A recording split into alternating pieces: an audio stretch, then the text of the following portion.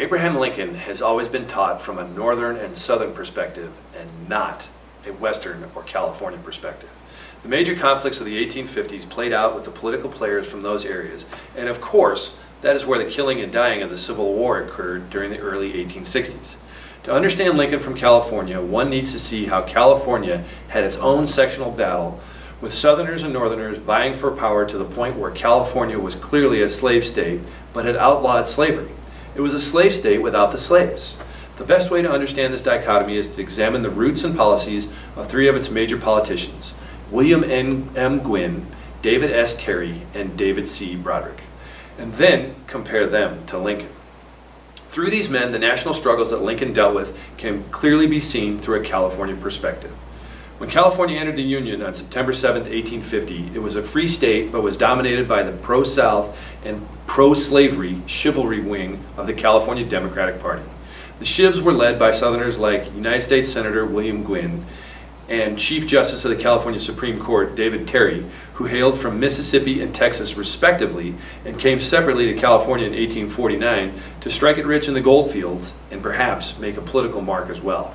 Slavery was banned, however, because the miners in the diggings in the Sierra Nevada were worried about unfair competition from slave owners and slaves. They were more worried about free labor than freeing the slaves. Broderick, on the other hand, also came to California in 1849, as yes, all three men were 49ers. But he fled from New York City as he had run afoul of the Tammany Hall machine and was looking for a new start. He had been a stonemason and a firefighter in New York, and once his political fortunes turned south, Broderick headed west. Like Gwin, Broderick did not dig for gold, but got himself quickly and deeply involved in California politics as a free-soil Democrat. He saw that California was politically organized like New York, with fire companies acting as political clubs.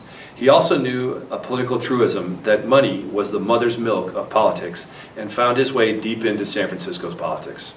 Over the decade of the 1850s, political events like the rise of the Chivs seemed to be forcing California into a greater alliance with the South. That is, however, until the Terry-Broderick duel in 1859 and the onset of the Civil War in 1861, which permanently pushed California into Lincoln's camp and solidly into the Union. Once firmly in the Union, Lincoln reached back to his days as a Whig as he rewarded California with the western terminus of the Pacific Railroad, a bounty of homesteaders with the Homestead Act, and the signing of the Yosemite Grant, all during the Civil War. William Gwin and David Terry made their way to California for different reasons and by different modes, but they both made their mark on California politics as members of the Chivs. Gwin had come to California from Mississippi after losing a Senate seat to Jefferson Davis. He quickly realized that his political career would fare better in California and headed west. Terry came from Texas looking to strike it rich, but did not, and quickly settled in as a lawyer in Stockton.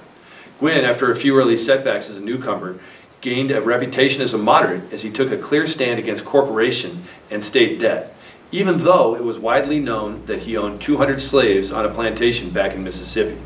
He managed to get himself elected senator and helped present California's petition for statehood and its constitution in 1850 in Washington, D.C. Once Gwin got to Washington, he faithfully supported the South as he represented California in the Senate for 9 of its first 11 years in the Union. He made sure that in 1852, John B. Weller was elected as California's other senator, and for the 1850s, in North-South struggles, Weller and Gwin might as well have been representing Mississippi. They both towed the Southern line in all the major questions, as they both supported the repeal of the Missouri Compromise and the Kansas-Nebraska Act, stood behind the Dred Scott decision, and backed President James Buchanan's scheme to bring Kansas into the Union as a slave state. Terry, on the other hand, never tempered his politics and made a name for himself in state politics. However, he was an even more rabid supporter of the South and slavery than Gwin was. Fellow California Supreme Court's Chief Justice Stephen Field said, Terry had the virtues and prejudices of men of the extreme South. He would do whatever it took to bring slavery to California. He went so far as to pledge to his first wife that he was determined to change the constitution of the state by striking out that clause prohibiting slavery, or failing in that, divide the state and thus open a portion of California to Southerners and their property. Broderick, meanwhile, had also made a fortune in San Francisco real estate and had a firm grip on San Francisco politics. This is where he and the Chivs began to battle. As the Chivs became more and more oriented toward the South, they and Broderick began to emulate the sectional struggles in the East. As abolitionism began to grow in the United States through the 1850s, as crisis followed crisis, like the debates over the Fugitive Slave Act, Kansas-Nebraska, Dred Scott, and the Bleeding Kansas, Abraham Lincoln became more publicly open about his feelings on slavery. This can be most clearly seen through his House Divided speech in 1858, where he famously said, "A house divided against itself cannot stand. I believe this government cannot endure permanently half slave and half free. I do not expect the Union to be dissolved. I do not expect the house to fall, but I do expect that it will cease to be divided. It will become all one thing or all the other." California was still battering over slavery, with the Shivs even going so far as to slur a slave-holding Southern candidate for governor, Edward Stanley, as a nigger-loving abolitionist. On the other side were those who were morally and politically opposed to slavery, like William Shannon, Alicia Crosby, and David Broderick.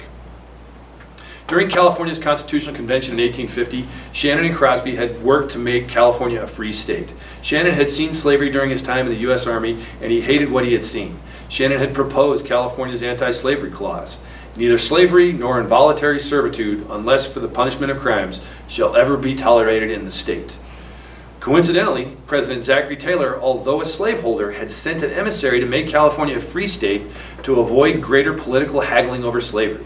Gwynn politically read the tea leaves, and he too supported the anti-slavery clause. Gwynn had seen how the gold country could be worked efficiently by slave labor. He explained to some pro-slave men, the miners, "Do not wish to see the slaves of some wealthy planter brought there and put in healthy competition with their labor side by side." Through a mix of morality, politics, and economics, California's Constitution would be anti-slave. On another front that paralleled the East, California was dealing with a vestige of Spanish and Mexican rule, which was the Indian Apprenticeship Program.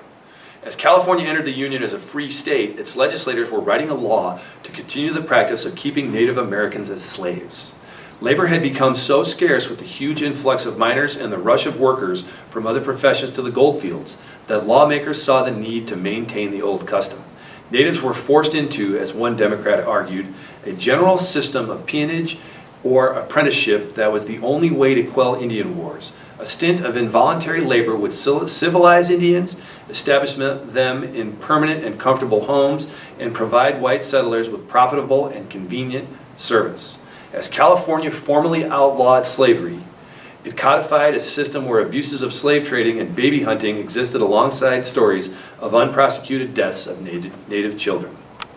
California evolved from this mix of attitudes against slavery to one where it would barely deliver the state to Lincoln in the 1860 election, to being firmly Unionist, to finally beginning to emancipate its Native American apprentices by the middle of the Civil War.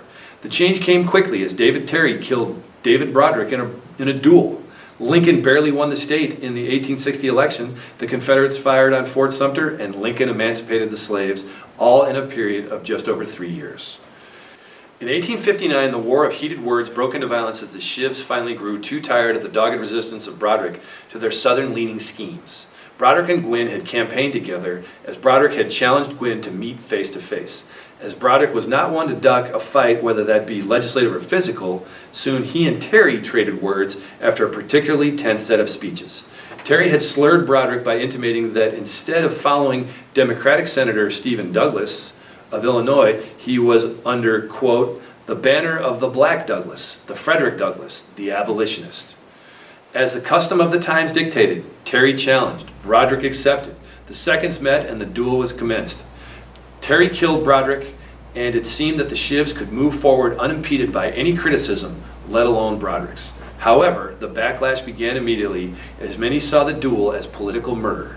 Broderick's words were reported as, "I die because I opposed a corrupt administration and the extension of slavery." Between the duel and the presidential election of 1860, Shiv popularity dwindled. At the polls in 1860, the four-way vote was won by Lincoln barely winning out over Douglas by 614 votes statewide. Once the war broke out, Unionists became ascendant, as they blamed the Southerners for starting the war by firing on Fort Sumter. As the war progressed, many of the Shivs left the state to fight for the Confederacy, as Terry earned a commission as a brigadier general, and Gwynn went back to Mississippi and worked as a Confederate emissary to France and Mexico. On January 1st, 1863, Lincoln's Emancipation Proclamation went into effect. In the next few months, the now Republican-run California legislature moved to abolish Indian servitude, but still held on to the ideas of civilizing the natives, and thus the move was incomplete. By 1867, quote, one Republican agent declared that with the hoe and the broadaxe, we'll sooner civilize and Christianize than the spelling book and the Bible. He had advocated forcing Indians to work until they were, quote, humanized by systematic labor. Yes, California had followed Lincoln's lead and had moved toward emancipation of the Indian apprentices, but could not move beyond the ideas of the natives needing civilizing, and thus started a whole other brutal and inhuman chapter in U.S. history. As the war ground on, Lincoln reached back to his days as a Whig politician, as California was rewarded for its loyalty to the Union with the internal improvements. Lincoln made sure that the Pacific Railroad ran on the central route and had its western terminus in Sacramento. He purposely took advantage of the lack of Southern legislators during the war to get the railroad on the route that would be the greatest Northern advantage while also benefiting California. He also passed the Homestead Act, which helped settle the Midwest and the Far West and again benefited California. The act granted over 10 million acres in California to over 66,000 homesteaders, mostly over the 50 years following the Civil War. Finally, in 1864, Lincoln rewarded California with the Yosemite Grant, which was, quote, the first parkland the federal government ever set aside for preservation and public use. Yosemite set the example for Yellowstone, which was named a national park in 1872, while Yosemite became a national park in 1890. In the end, we can understand Lincoln and the struggles of the 1850s more clearly through California's own political battles. In its first 15 years of statehood, California evolved from a slave-sympathizing state with miners who feared competition from slaves to a state that had moved toward abolishing its own form of Indian slavery after having slightly voted for Lincoln in the 1860 election and then solidly aligned itself with the Union at the outset of the war. Through the battles of William Gwin, David Terry, and David Broderick, alongside the move to make California a free state, to the trials and tribulations of the California Indians, one can see Lincoln in greater clarity as his struggles can be made more local and understandable.